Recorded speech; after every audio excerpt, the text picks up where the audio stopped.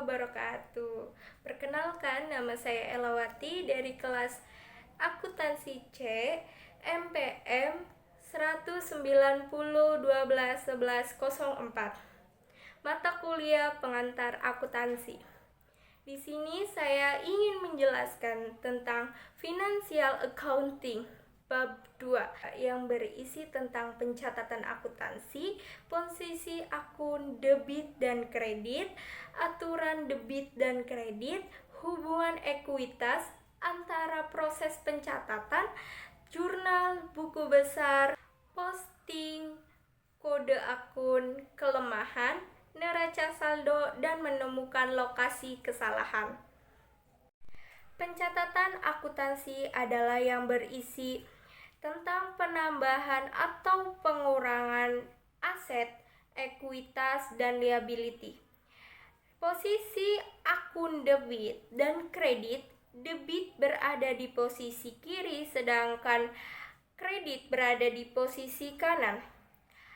Debit seringkali disebut dengan daughter, sedangkan kredit seringkali disebut dengan CR. Prosedur pencatatan debit dan kredit. Keseimbangan debit dan kredit menjadi dasar pencatatan transaksi. Jumlah keseluruhan debit harus sama dengan jumlah keseluruhan debit. Setiap transaksi dicatat dengan jumlah debit dan kredit yang sama. Pencatatan debit dan kredit. Jika jumlah debit lebih besar dari jumlah kredit, maka saldo akan dimasukkan ke dalam debit. Namun, jika jumlah kredit lebih besar dibandingkan jumlah debit, maka saldo akan berada di posisi kredit. Seperti $10.000 dimasukkan ke dalam debit, kredit yaitu $3 dan $8 berada di debit, maka saldo akan berada di posisi debit. Lalu, jika kredit lebih besar jumlahnya dibandingkan debit, seperti $10 berada di debit, $3 berada di kredit, dan $8 ada di kredit, maka saldo akan berada di posisi kredit. Aset yang berada di posisi debit harus melebihi posisi di kredit, sedangkan liabilities, kredit yang harus melebihi debit. Normal balance akun yaitu ketika kita mencatat penambahan ada di posisi akun. Modal saham biasa dan pendapatan meningkat, modal akan berada di posisi kredit. Dividen dan beban menurun, modal maka akan berada di posisi debit. Tujuan untuk menghasilkan pendapatan untuk menguntungkan para pemegang saham perusahaan. Dampak dari debit dan kredit pada suatu akun akan berdampak pada ekuitas. Beban memiliki dampak yang sebaliknya. Beban mempengaruhi ekuitas. Normal balance debit, saldo akan berada di posisi debit, sedangkan normal balance kredit, saldo akan ada di posisi kredit. Posisi debit dan kredit. Jika aset bertambah berada di posisi debit, jika aset berkurang berada di posisi kredit. Liabilities jika bertambah ada di posisi kredit, jika berkurang ada di posisi debit. Ekuitas jika berkurang berada di posisi debit, jika bertambah berada di posisi kredit. Aturan pencatatan debit dan kredit meningkatkan baik aset maupun kewajiban, mengurangi aset maupun kewajiban, menambah aset atau mengurangi kewajiban, mengurangi aset atau menambahkan kewajiban. Akun-akun yang biasa ada di posisi debit yaitu seperti aset, biaya, pendapatan, aset, biaya, dan ekuitas, aset, kewajiban, dividen, aset, dividen, dan beban. Akun aset jika bertambah berada di posisi debit, jika berkurang berada di posisi kredit. Pengeluaran jika meningkat berada di posisi debit, jika menurun berada di posisi kredit. Kewajiban jika meningkat berada di posisi kredit, jika menurun berada di posisi debit. Ekuitas jika bertambah berada di kredit, sedangkan kalau menurun berada di debit. Pendapatan jika bertambah berada di posisi kredit, sedangkan kalau mengurang berada di posisi debit.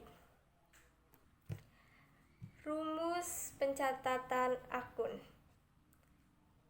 Harta, hutang, modal, pendapatan, beban. Catatan akuntansi untuk dokumen bisnis seperti tanda terima penjualan, cek, tagihan, pemberian bukti transaksi, dan masih banyak lagi. Buku ayat jurnal transaksi dicatat sesuai dengan urutan kronologi.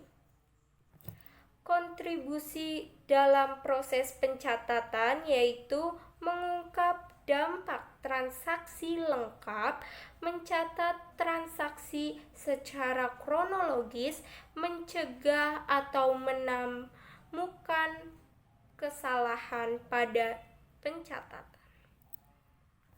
Setelah jurnal, yaitu buku besar, umum berisi semua kelompok akun yang dikelola oleh perusahaan. Aset yang di dalamnya seperti ada perlengkapan, tanah, peralatan, kas. Liabilities seperti membayar gaji karyawan, utang usaha, dan masih banyak lagi. Ekuitas seperti pendapatan usaha, beban gaji, saldo laba, dan modal saham. Posting biasanya digunakan untuk perjurnalan, mentransfer data transaksi buku besar ke jurnal, merupakan langkah optimal dalam proses perekaman, mentransfer entry jurnal ke akun buku besar. Kode akun aset seperti kas yaitu 101, piutang usaha 112, perlengkapan 126, asuransi dibayar di muka 130, peralatan 137, akumulasi peralatan 158. Liabilities yaitu sewa dibayar yaitu 200. Utang usaha yaitu 201. Pendapatan jasa diterima di muka yaitu 109. Utang gaji yaitu 212. Utang bunga yaitu 230. Ekuitas modal yaitu 311. Saldo laba 320. Dividen yaitu 332 dan ikhtisar laba yaitu 350. Pendapatan jasa yaitu 400. Beban perlengkapan yaitu 631. Beban penyusutan yaitu 711. Beban asuransi yaitu 722. Beban gaji yaitu 726. Beban sewa yaitu 739. Beban sewa yaitu 729. Beban unilitas yaitu 732. Beban bunga yaitu 903. Neraca saldo, kode akun dan saldo pada suatu waktu membuktikan persamaan matematis antara debit dan kredit pada saat perpindahan pembukuan. Tahapan dalam menyiapkan neraca saldo yaitu mengumpulkan semua judul akun dan saldonya, jumlahkan kolom antara debit dan kredit, buktikan persamaan pada kedua kolom debit dan kredit. Kelemahan yang ada dalam neraca saldo yaitu transaksi tidak dijurnalkan, jurnal yang benar tidak dipindah bukukan, ayat jurnal dipindah bukukan 2 kali, akun yang salah digunakan dalam menjurnal atau memindah bukukan, kesalahan saling memindahkan dilakukan pada saat mencatat jurnal transaksi. Menemukan kesalahan yaitu dengan menambahkan lagi kolom neraca saldo dan hitung ulang neraca akun.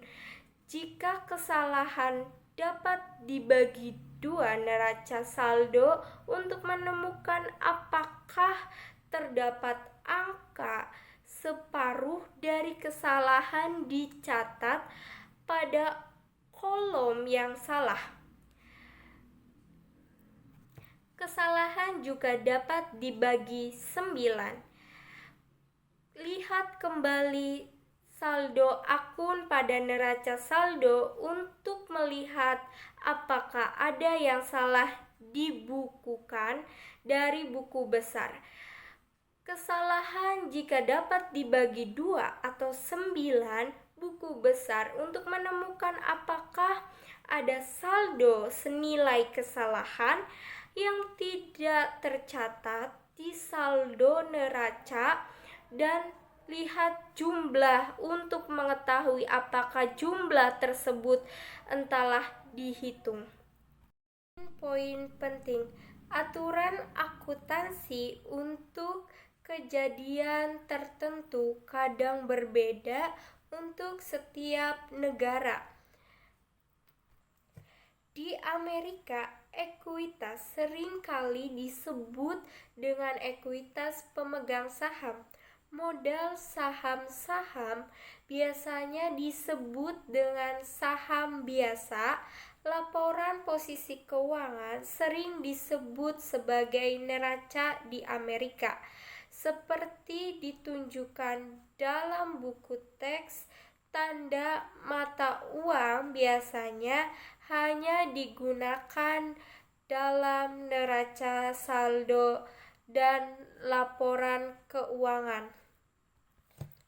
Proses pencatatan dalam buku teks diikuti oleh perusahaan-perusahaan di seluruh dunia.